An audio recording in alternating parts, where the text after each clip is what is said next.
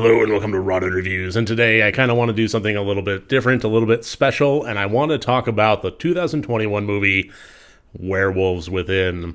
It came out fairly recently, and everybody's been hopping on it. This is going to be the umpteenth video that has hit YouTube about it. It's why I'm not doing a traditional spoiler-free review. I kind of feel like in terms of spoiler-free fashion, the gamut has been covered. So I kind of want to talk about something in a spoiler-free way. So don't worry if you haven't seen the movie yet, but just kind of talk about something specific, an element of this movie in terms of why I loved it as much as I did. Directed by Josh Rubin and written by Mishna Wolf, this movie is a cavalcade of characters basically surrounded by a whodunit storyline, and if you haven't guessed by the title, werewolves. Now, one of the most fun things about this movie is how it has such dry, biting humor, no pun intended. But it's absolutely the truth. And the fact that it's such a cavalcade of characters makes it all the better. And that is one of the things that I loved the most about this movie, is it truly was an ensemble piece.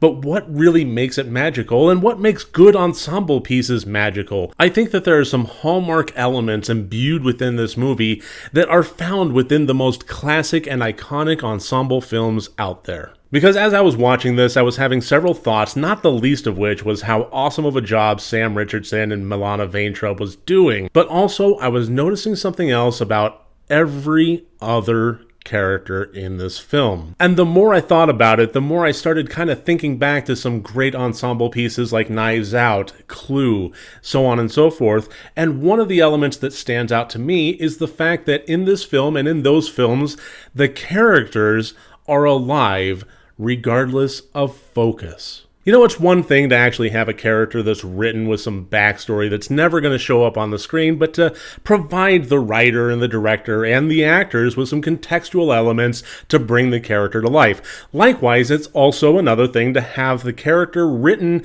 with some elements that aren't going to be showing up on the screen in terms of moments on screen in which they are not present, just to kind of account for where everybody is. And in ensemble pieces where characters are flitting in and out all the time, that becomes critically important for continuity and for plot. But it's another thing entirely to have rich, full, dynamic, charismatic, and unique characters that are not just dynamic and unique and charismatic and so forth when they are on or off the screen, but also when they are on the screen but not the focal point of the scene. In Werewolves Within, all of the characters had the elements of their personalities brought to life very well, but they weren't just happy just being brought to the background when they were brought to the background. When you had two foreground characters interacting with one another and you had a different character that's simply in the background, they don't turn off like a light switch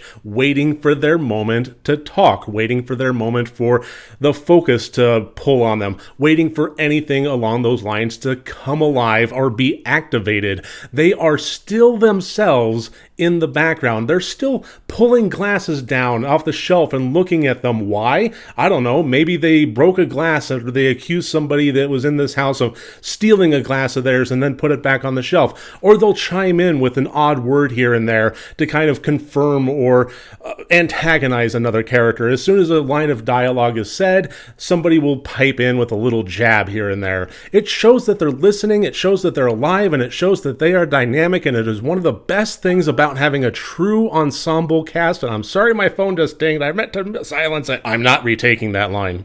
I'm keeping it. But it is an element. I do suggest, if you have seen this movie and you enjoyed it as much as I do, take a look at it again. Give it a rewatch. Watch it with friends that haven't seen it yet because you know you want to. And while you're watching it, keep an eye out for the background. Keep an eye out for those little flavor text dialogue jabs as they're happening. It's one of the things that really brings this movie to life and one of the things that makes me love it as much as I do. So that's the fine-grained detail of this film that I really wanted to highlight and make a video about. Thank you so much for joining me here today. I hope you enjoyed it. I look forward to seeing you on my next video. Remember, next time you want to watch a horror movie, first make sure that it's good and rotted.